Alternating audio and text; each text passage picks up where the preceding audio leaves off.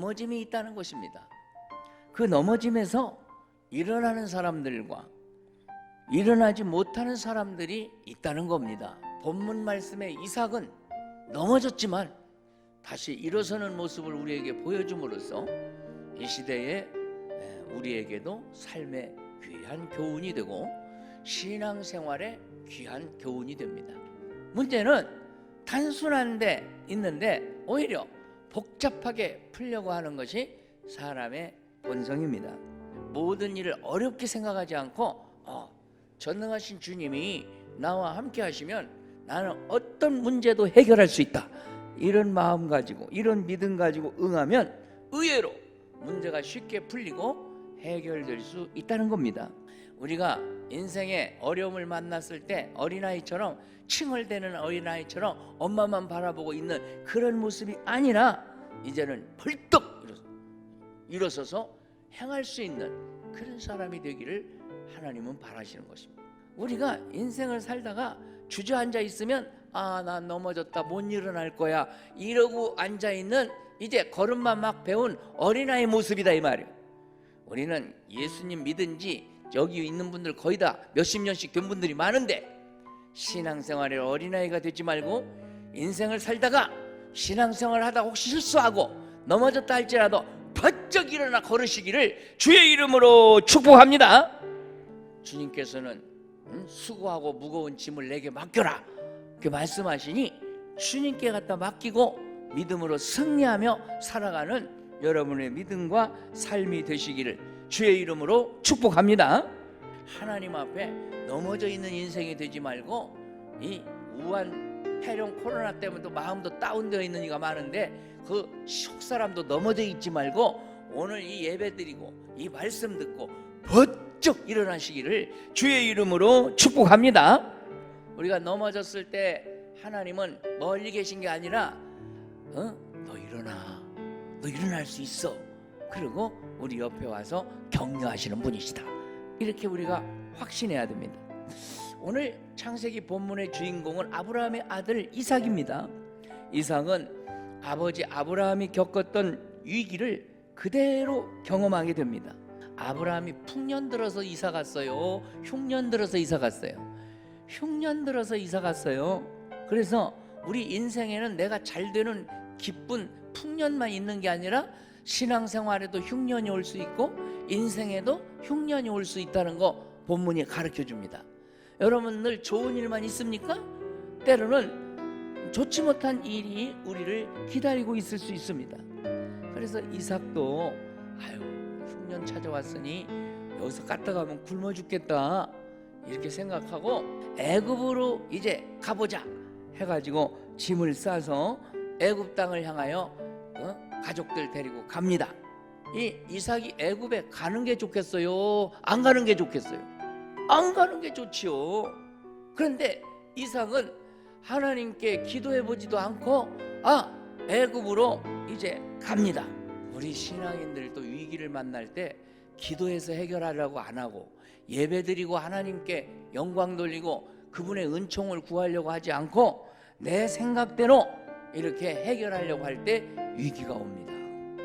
때때로 위기가 올 때 신앙적인 방법으로 해결하지 않고 세속적인 방법으로 해결하려고 세상으로 나아가는 수가 있을 수가 있다는 겁니다. 세상 방법으로 이렇게 이삭처럼 애굽으로 가려고 하는 방법은 어쩌다 한번 맞아떨어질 수도 있지만 거의 안 맞아떨어지고 맞아떨어질 때는 오히려 위기다 이 말이에요. 왜? 신앙생활을 망칠 수 있으니까. 이 창세기 26장 이후에는 하나님이 함께 한다는 얘기가 많이 나와. 나중에 요셉도 바로왕 앞에서 뭐라고 말하냐면 하나님이 나와 함께 하셔서 이렇게 됐다고, 꿈에서도 그렇고 모든 문제 풀리는 것이 하나님의 은혜로 된 것이라고, 하나님이 함께 하셔서 된 것이라고 이렇게 말씀합니다. 모세에게도 하나님이 내가 너와 함께 하리라 이렇게 하나님이 함께 하실 것을 말씀합니다. 여호수아에게도 하나님이 함께 하실 것을 말씀합니다. 하나님이 오늘 이 자리에 나오신 여러분에게도 함께 하시는 역사가 있을지어다. 하나님이 함께 하시면 그때는 문제가 해결되기 시작합니다. 이 이삭처럼 인생의 문제에서 넘어졌을 때 내 방법으로 생각하고 해결하려고 하지 말고 하나님이 무엇을 원하시는가? 이것을 떠올려보고 하나님 말씀에서 내가 잘못한 거 있으면 얼른 그것을 회개하고 고치고 하나님 말씀 위주로 살면 그때부터 문제는 꼬였던 것이 풀리기 시작할 걸 믿으시기 바랍니다. 그래서 우리는 신앙생활에서 이삭처럼 순종하는 자세를 보여줘야 되겠다 하는 것입니다. 그러면 이삭이 100% 순종했느냐? 순종을 100점으로 볼 때 이삭은 한 70점짜리 밖에 안 돼요. 60점이나 70점. 낙제는 면한 거죠. 왜? 100% 순종했으면 왔던 가나안 땅으로 돌아가야지. 근데 안 돌아가. 이런 이삭의 부족한 순종에도 불구하고 하나님은 사랑과 은혜로 함께 하시는 분이심을 보여줍니다. 이삭의 순종이 100점짜리는 아니지만 그래도 애굽에는 안 가고 그랄 땅에서 그냥 거주하고 사니까 하나님은 그락도 이뻐갖고 그에게 마누라도 지켜주시고 또 그의 농사 초보생인데 농사에도 복을 주시고, 이삭은 본래 이 양치는 그 목축업이 주업이기 때문에 농사 잘 못해요. 그런데 하나님이 이삭의 논에는 그냥 100배나 열매가 많이 매달리도록 이렇게 복을 주신 거예요. 하나님께 잘 보이시기를 축원합니다. 우한폐렴에도 이렇게 교회당에 마스크 쓰고 나와 앉아있는 여러분, 얼마나 하나님이 이쁘게 보시겠습니까? 그러므로 이런 모습으로 신앙생활 잘해서 앞으로 어려운 난관이 와도 하나님이 해결해 주시고 하나님이 보호해 주시고 하나님이 인도해 주시는 귀한 복을 누리시기를 축복합니다. 이제 하나님께서는 하나님을 믿는 믿음이 좀 약해도, 순종심이 조금 약해도, 실수가 있어도 그래도 하나님을 향하여 믿고 의지하는 믿음이 보이면, 순종하는 자세가 행동으로 옮겨지면 그 사람은 마침내 크게 잘 되도록 이끌어 주신다 이 말이죠. 이삭이 아이고 우물 팔 때마다 왜 이러지 못 살겠네 하고 주저앉아 있으면 인생 끝나는 거예요. 왜? 원수들은 시기 질투하는 사람들은 이삭이 나자빠지길 바라니까. 하나님은 이삭의 부족한 믿음과 순종에도 불구하고 그에게 복을 주시면서 그가 당한 안 좋은 일까지도 섭리하셔서 젖과 꿀이 흐르는 땅 가나안 땅으로 인도하시고 있구나 하는 것을 우리가 느끼게 됩니다.